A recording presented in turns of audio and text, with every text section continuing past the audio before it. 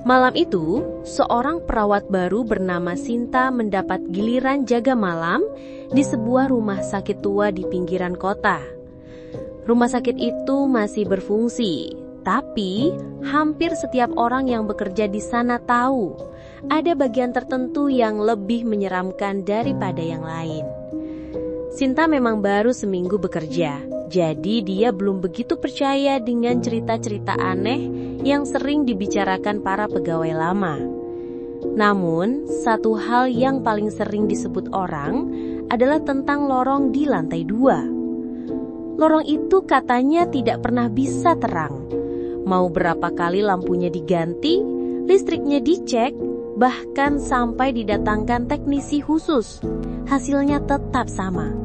Lampu akan selalu padam dan lorong itu akan selalu gelap. Awalnya, Sinta mengira itu cuma mitos. Sampai akhirnya malam itu, ia sendiri yang mendapat giliran untuk mengecek pasien di kamar ujung lorong tersebut. Dengan perasaan was-was, Sinta naik ke lantai 2. Benar saja, saat sampai di depan lorong itu, seluruh cahaya lampu benar-benar padam. Lorong panjang itu hanya diterangi remang cahaya bulan yang masuk dari jendela kecil di ujung. Udara di sekitar tiba-tiba berubah. Dingin, sangat dingin, seperti berdiri di dalam lemari pendingin.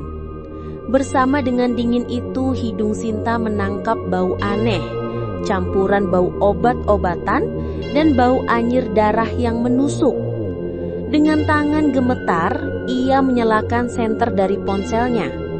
Cahaya kecil itu sedikit membantu, tapi justru membuat suasana semakin menyeramkan. Bayangan panjang dari tiang infus dan kursi roda berjejer di lorong, seperti ada yang sedang mengintai. Tiba-tiba, kret, kret, Sinta mendengar suara roda bergeser. Ia menoleh cepat ke arah kanan dan melihat sebuah kursi roda bergerak sendiri. Pelan sekali namun pasti, kursi roda itu bergeser masuk ke dalam kegelapan. Sinta menelan ludah. Mungkin ada angin, pikirnya. Meski dalam hatinya, ia tahu jendela di lorong itu sudah tertutup rapat.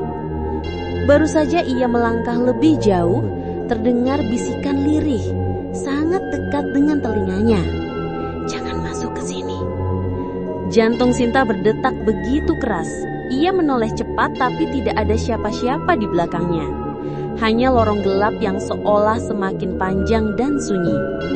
Dengan sekuat tenaga menahan rasa takut, ia terus berjalan.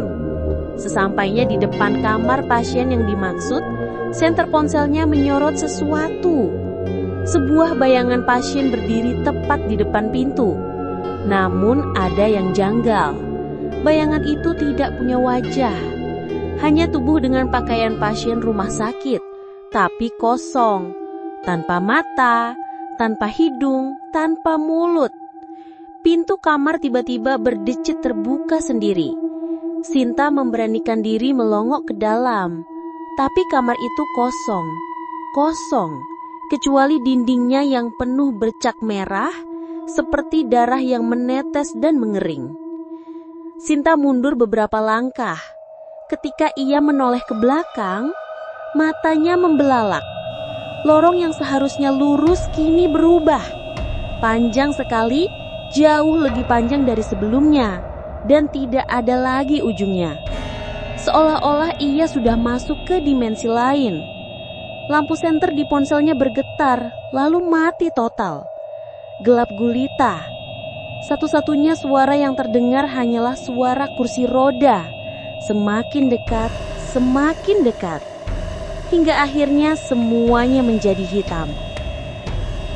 Keesokan paginya, perawat lain menemukannya. Sinta ditemukan dalam keadaan duduk di kursi roda di ujung lorong itu.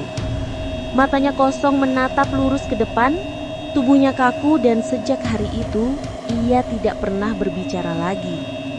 Beberapa orang bilang, roh pasien yang dulu meninggal di lorong itu masih berkeliaran dan siapapun yang masuk terlalu jauh akan tidak pernah kembali dengan cara yang sama.